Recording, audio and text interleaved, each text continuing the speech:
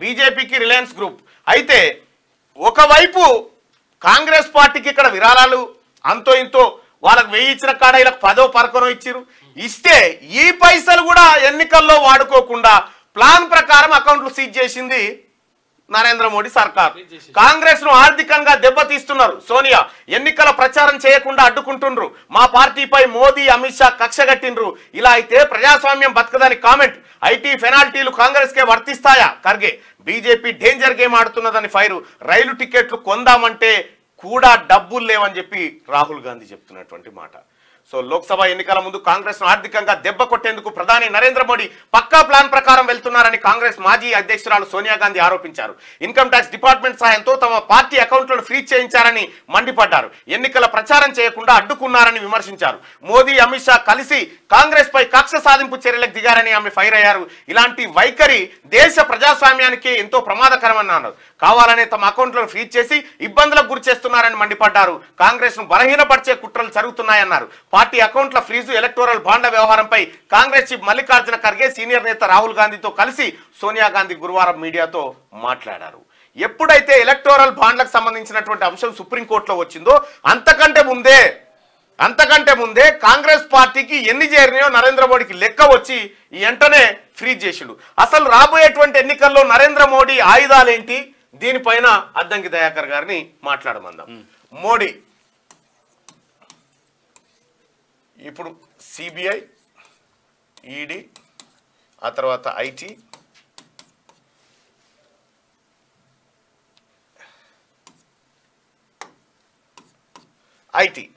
ఇవి ప్రధానమైనటువంటి అస్త్రాలు. ఇక్కడ మీరు ఇప్పటిదాకా చూసిన లిస్టులో ఏ ఒక్క కంపెనీ పైనైనా ఒక ఈడీ సోదాలు కానీ ఎవరైనా అవకతవకలకు సంబంధించినటువంటి అంశాలు తెర మీదకి వచ్చినాయా? రావు. మరి నరేంద్ర మోడీ కప్పం కట్టిన తర్వాత ఇప్పుడు కాంగ్రెస్ పార్టీకి వచ్చినటువంటి డబ్బులను ఫ్రీజ్ చేస్తారు. అంటే నరేంద్ర మోడీ గారి కథ ఎట్లుంటుందంటే బ్యాట్స్మెన్ క్రికెట్ ఆడుతూ ఉంటారు. ఒక 3 బాళ్ళల్లో 21 రన్లు కొట్టి మ్యాచ్ అదిగా లాస్ట్కు అందరు సప్పట్లు కొట్టి మోడీ మోడీ మోడీ అనగానే ఈయన దిగిండిగా ప్యాడ్లు కట్టుకొని దిగంగానే ఈయన బ్యాటింగ్ పోతా ఉంటే అమిత్ షా వచ్చి బౌలర్ చేయి కట్ చేశాడు.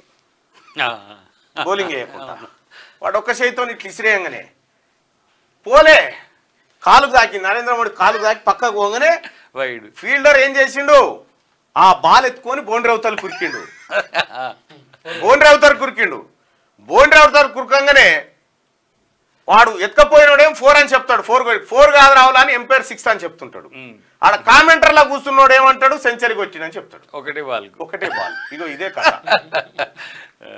ఇది నరేంద్ర మోడీ గేమ్. ఎక్కడైనా నిజాయితీగా ప్రజాస్వామ్య బద్ధంగా ఎన్నికలు నిర్వహించి కొట్లాడి గెలిచే దమ్ము సత్తా భారతీయ జనతా పార్టీకి ఉన్నదా? ఇప్పుడు ఇవి మీరు చెప్పిండ్రు కదా, సిబిఐ, ఈడీ, ఐటీ, ఇవి 3 బీజేపీయేతర ముఖ్యమంత్రుల మీదనే టార్గెట్ చేస్తారు 100%. అదే తర్వాత మోడీ వచ్చే ముందు ఈడీ వస్తుందని, మోడీ వచ్చే ముందు సిబిఐ వస్తుందని ఒక చర్చ ఉంది కదా. మరి ఈ 18 రాష్ట్రాల్లో ఎందుకు పోదు?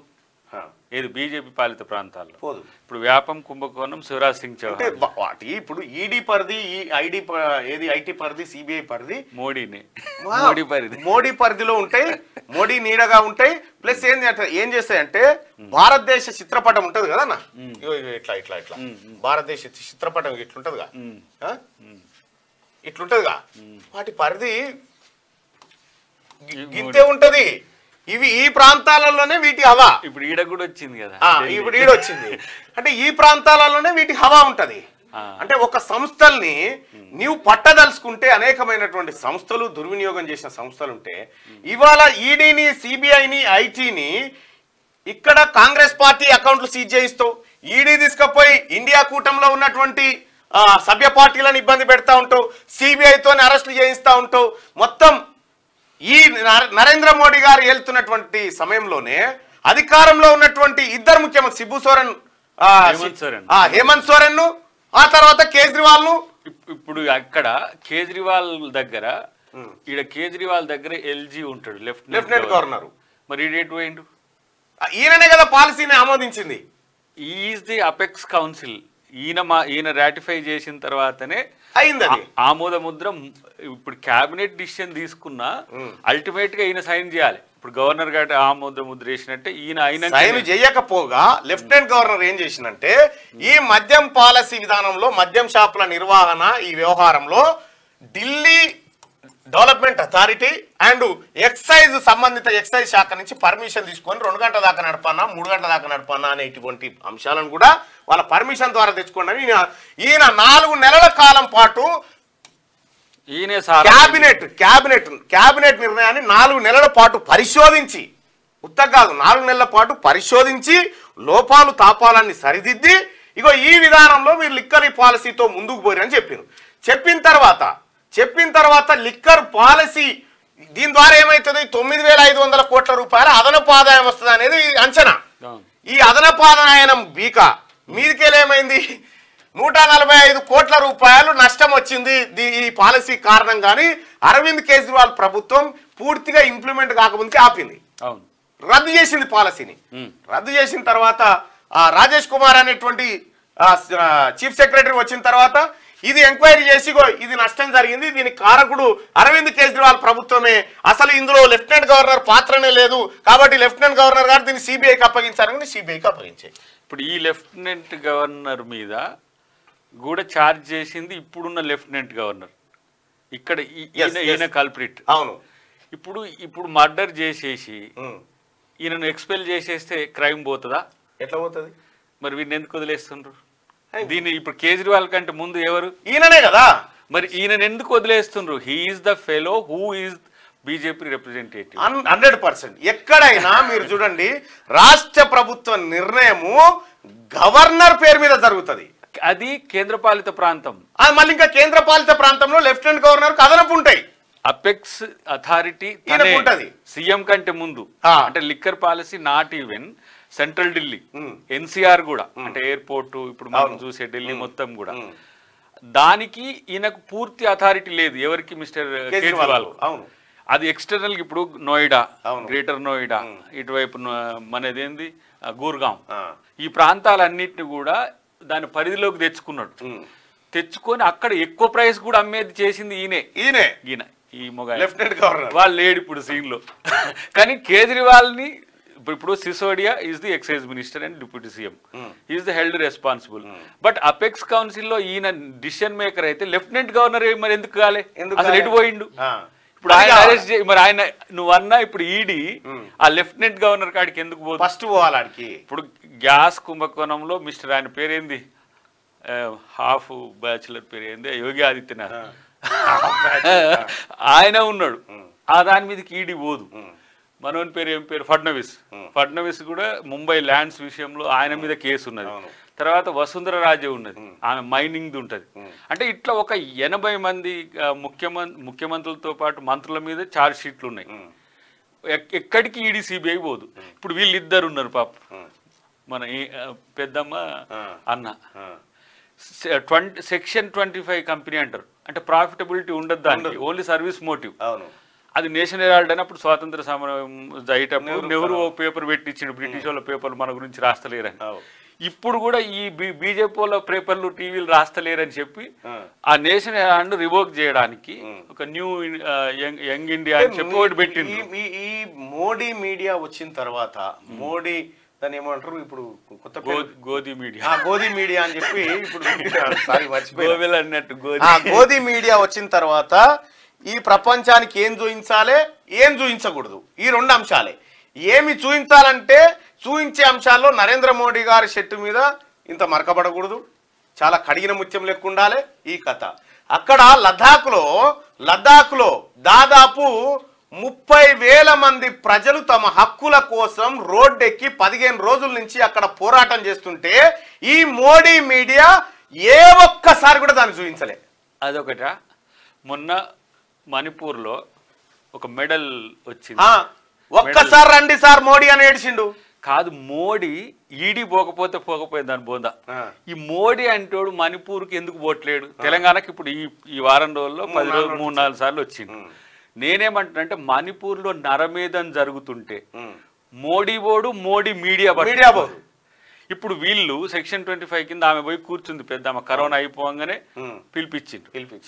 ఆమె నీకు అయిపోయిందమ్మా మళ్ళీ మేము పిలుస్తామని చెప్తే నేను లేవను, ఇప్పుడు నేను నేరం చేసిందనేది కన్ఫర్మ్ అయితే మీరు ఇక్కడి నుంచి నన్ను జైలుకి తీసుకుపోండి, కానీ దీన్ని ఎక్స్టెండ్ చేయకండి, రాజకీయాలకు వాడుకోవద్దు, నేను నాకు జ్వరం వచ్చినా సరే నేను కూర్చుంటా అని తను కూడా. మీరు ఇప్పుడు దీన్ని ఏంటంటే ఈ మీడియాతో ఏం చేస్తారంటే మార్నింగ్ లేచిన కాంచి మీకు 2 న్యూస్ ఉంటాయి. మీరు అన్నట్టు ఆయన ద్వారకలో పోయి నీళ్ళలో పోయి పోరాడుతుంటాడు, పులులతో తిరుగుతుంటాడు, సింహాలతో ద్వారకలో అది పెట్టుకొని లోపలికి పోయి శ్రీకృష్ణుడు జన్మించినటువంటి శ్రీకృష్ణుడు ఏలినటువంటి నగరాన్ని మళ్ళీ పైకి తెస్తా అంటాడు. ఇటు బీఆర్ కాడికి పోయి శ్రీకృష్ణుడు వారసుడు అయినటువంటి లాలూ ప్రసాద్ యాదవ్ సర్కార్ను కూల్చొస్తాడు. అటు మణిపూర్ లో మహిళ మంటల్లో కాలిపోతున్నా పట్టించుకోడు, మహిళా బిల్లు మాత్రం చట్టసభలో తెస్తా అంటాడు.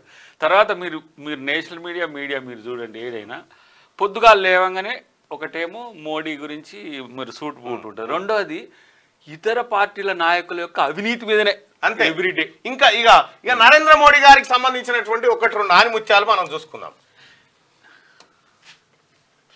ఎంత జూటా మనిషి జూటా మాటలు చెప్తా ఉంటుండంటే ఇక చూడు ఆయన మాటల్లోనే ఇంకెవడొద్దిగా 40 ఏళ్ళు ఫస్ట్ ఆ తర్వాత 35 తెచ్చిండు.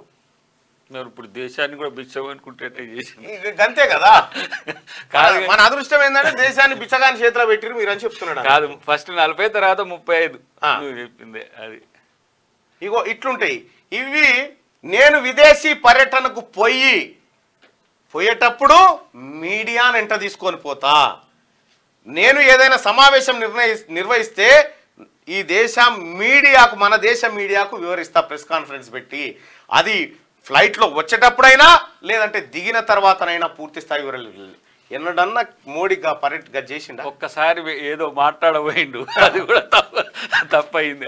ఏదో ఒకసారి మాట్లాడబోయిండు. అసలు మన్మోహన్ సింగ్ ప్రభుత్వానికి మన్మోహన్ సింగ్ ప్రధానమంత్రి ఒక ఎకానమిస్టు ఎంత గొప్ప లెజెండరీ. ఈయనకు విజువల్ ప్రాంప్టర్ ఉంటదట, విజువల్ కళ్ళద్దాలకే వస్తాయి రేస్. ఈయన చదవాల్సిందంతా ముందు పోతుంటది. ఒకవేళ పుసుక్కుని ఇంగ్లీష్ అయితే సస్తాడు, అంటే ఆ రాడాలు ఏదో వెతుకుతున్నట్టు చెప్పిండు చూడు వెనకటికి. అట్లా ప్రాంప్టర్ ఉంటదట ఇప్పుడు ఇంట్లో ప్రాంప్టర్ తో. మీరు చూడండి, జాతిని ఉద్దేశించి ప్రసంగించేటప్పుడు ఎప్పుడైనా లైవ్ చూడండి, ఇట్లా అంటున్నారు ఇట్లా జనాన్ని చూసి. విషయం ఏంటంటే ఎంత గుడ్డిగా నిన్న ఒక ప్రొఫెసర్ వచ్చి కూర్చొని ఇంటర్వ్యూ చేస్తే ఈ దేశానికి ఇవే చివరి ఎన్నికలు అని చెప్తాను. ఈ దేశానికి ఇవే చివరి ఎన్నికలు నా అంచనా ప్రకారం. నా అంచనాలు ఎప్పుడు తప్పలేదు. ఒకవేళ నరేంద్ర మోడీ మళ్ళా గెలిస్తే ఈ దేశంలో లాస్ట్ సార్ ఓటేసినట్టు జనం అని చెప్తా ఉన్నాడు. ఇప్పుడు దానికో కథ ఉందన్న, కథ కాదు వాస్తవం ఉన్నది. దాన్ని అంటే కొంచెం 1 నిమిషంలో చెప్పుకోవచ్చు. 1925 ఆర్ఎస్ఎస్ ఏర్పాటు, 2025 100వ సంవత్సరం. 100 సంవత్సరాల్లో ఈ దేశాన్ని ఖతం చేసిన నేను మతరాజ్యంగా మారుస్తాను హెగ్డేవర్ అంటాడు. హెగ్డేవర్ అంటే మీరు ఏదో ఇది ఏందో సెక్యులర్ అంటుండేదో ముస్లింలు హిందువులు కూడా కలిసి ఉండాలంటారు. ఇది ఎక్కడ కథ, ఇది కంప్లీట్ గా హిందువులే ఉండాలని చెప్పి ఒక ప్రతిన పూంతాడు. ఇప్పుడు దాని కొరకే 24 కదా ఇది అయిపోయిన తర్వాత ఇక నీకు ఎన్నికేం లేదు, ప్రెసిడెన్షియల్ ఫార్మ్ ఆఫ్ డెమోక్రసీ కొట్లాట అవుతుంది. అప్పుడు కూడా రాజ్యాంగ సందర్భం. ఇక బీజేపీకి సంబంధించి ఏ నాలెడ్జ్ లేకున్నా సరే ఇక ఎమ్మెల్యే స్పెల్లింగ్ ఏంటంటే ఇగో वही होता है लेबर से जो मंथ वो है ना। आपसे जानना चाहूँ कि एमएलए की फुल फॉर्म क्या वो बताइए। एमएलए की फुल फॉर्म तो वही होता है ना, जय श्री राम। लेबर से जो मंथ वो है ना, ఏం మన పిల్లల భవిష్యత్తుని ఏం మారుస్తారు వీళ్ళు? అసలు వాళ్ళ భవిష్యత్తును మార్చుకోగలుగుతారు? కేవలము ఒక ముసుగేసి ఆ ముసుగులో ఒక వ్యవస్థను కప్పాలని చూస్తే ఈ దేశానికి మంచిదా? ఇగో అసలు కాన్స్పిరసీ ఇక్కడ మీరు ఒకటి గమనించాలన్న. ఎందుకంటే రాజకీయాలను మతం పరం చేసిందనే కుట్ర ఒక తీరుగా అయితే, అసలు నాన్ పెర్ఫార్మెన్సెస్ అంతా అంటే అసమర్థత అవినీతి కంటే 1000 రెట్లు డేంజర్. అంటే నువ్వు అసమర్థుని అయితే నువ్వు కూర్చోబెట్టిన కుర్చీ మీద నువ్వు సమర్థత లేదనుకో ఏం లాభం కాదు. ఇక అవినీతి చాలా తక్కువ, అది సమస్య. కాబట్టి హాఫ్ నాలెడ్జ్ ఫుల్ డేంజర్ అంట. హాఫ్ నాలెడ్జ్ వానికి ఏం చేయాలో తెలియదే. ఈ లిక్కర్ స్కామ్ చేయాలంటే కూడా మనకు సోయి ఉండాలి కదా. చెప్తున్నా కదా, తెలుగు కల్లో చేయబట్టి లెఫ్టినెంట్ గవర్నర్ చేయగలిగిండు. ఇప్పుడు వాళ్ళని ఇప్పుడు నరేంద్ర మోడీ గారు కనుక ఆయనని రవీష్ కుమార్ లాంటి వాళ్ళకి అప్పచెప్పి ఒక గంట సేపు ఇంటర్వ్యూ చేయమంటే కరణ్ థాపర్ ఇంటర్వ్యూలో మధ్యలోనే లేచిపోయాయి. అంతే. అంటే ఈయనకు ఒక భయం ఉండేటువంటి వ్యక్తి నరేంద్ర మోడీ గారు. కాబట్టి ఆయన భక్తులంతా అదే భక్తి భయంలో ఉంటారు. అది ఒకటి. అసలు ఆయనకు తెలియని తనాన్ని దాచిపెట్టే వ్యవస్థ ఉంది. ఇంకోటి అది